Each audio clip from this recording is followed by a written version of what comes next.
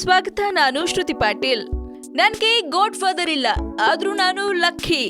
ಬಾಲಿವುಡ್ನ ನಟಿ ಆದರ್ಶ್ ಶರ್ಮಾ 2008ರಲ್ಲಿ 1920 ಎಂಬ ಹಿಂದಿ ಹಾರರ್ ಸಿನಿಮಾದ ಮೂಲಕ ಬಾಲಿವುಡ್ಗೆ ಪ್ರವೇಶ ಮಾಡಿದ್ರು. ನಂತರ ಕೆಲವು ಸಿನಿಮಾಗಳಲ್ಲಿ ಕಾಣಿಸಿಕೊಂಡು ಯಶಸ್ಸನ್ನ ಪಡೆದ್ರು. ಈಗ ಮತ್ತೆ ವಿದ್ಯುತ್ ಜಾಮ್ವಾಲ್ ಅವರ ಕಮಾಂಡ್ 2 ಚಿತ್ರದ ಮೂಲಕ ಬಾಲಿವುಡ್ ಟೌನ್ ನಲ್ಲಿ ಕಾಣಿಸಿಕೊಳ್ತಿದ್ದಾರೆ.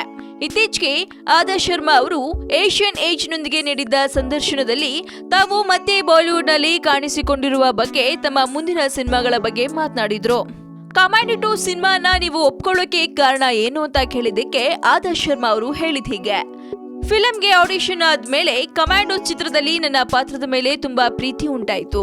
ಹಾಗೆ ಹಿಂದೆ ಇಂತಹ ಪಾತ್ರಗಳಲ್ಲಿ ಒಮ್ಮೆಯೂ ನಟಿಸಿರ್ಲಿಲ್ಲ. ಹಲವು ಸಿನಿಮಾಗಳಲ್ಲಿ ಜನರನ್ನ ನಗಿಸುವ ಪಾತ್ರ ನಿರ್ವಹಿಸಿದ್ದೆ, ಆದ್ರೆ ಈ ಸಿನಿಮಾದಲ್ಲಿ ಎಮೋಷನ್ ಡ್ರಾಮಾ ಮಾಡ್ತಿದ್ದೇನೆ ಎಂದು ಹೇಳಿದ್ರು. ನಾನು ಮೂಲತಃ ತಮಿಳುಗಳು, ಆದ್ರೆ ಈವರೆಗೂ ಯಾವುದೇ ತಮಿಳು ಸಿನಿಮಾ ಮಾಡಿಲ್ಲ. ಕಾರಣ ತಮಿಳಿನಲ್ಲಿ ನಟಿಸುವುದು ಸ್ವಲ್ಪ ಐರಾನಿಕ್ ಅನ್ಸುತ್ತೆ. ಹಲವು ಸಿನಿಮಾಗಳ ಆಫರ್ ಕೂಡ ಬಂದಿತ್ತು, ಆದ್ರೆ ಆ ಸಿನಿಮಾಗಳಿಗಿಂತ ದೊಡ್ಡ ಚಿತ್ರಗಳಲ್ಲಿ ನಟಿಸುವ ಆಸೆ. ಹಾಗೆ ಸುಮ್ಮನೆ ಯಾವ್ದ್ಯಾವ್ದು ಸಿನಿಮಾಗಳಲ್ಲಿ ನಟಿಸಲು ಇಷ್ಟವಿಲ್ಲ. ಆದ್ರೆ ಸದ್ಯಕ್ಕೆ ಒಂದು ತಮಿಳ್ ಸಿನಿಮಾಗೆ ಸಹಿ ಹಾಕಿದ್ದೀನಿ.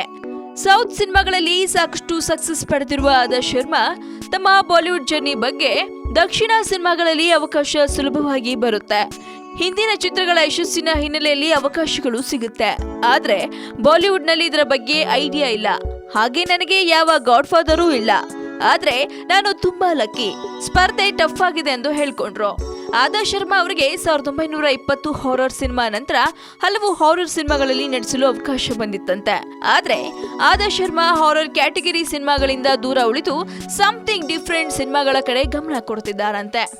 ಅದೇನೇ ಇರ್ಲಿ, ಆದರ್ಶ್ ಶರ್ಮಾ ತೆರೆ ಮೇಲೆ ಕಾಣಿಸ್ಕೊಂಡು ಈಗಾಗಲೇ ಬಡ್ಡೆ ಹುಡುಗರ ನಿದ್ದೆ ಕದ್ದಿದ್ದಾರೆ. ಹೀಗೆ ಮತ್ತಷ್ಟು ಸಿನಿಮಾಗಳನ್ನ ಮಾಡ್ಲಿ ಅಂತ ನಾವು ಕೂಡ ಹಾರೈಸೋಣ.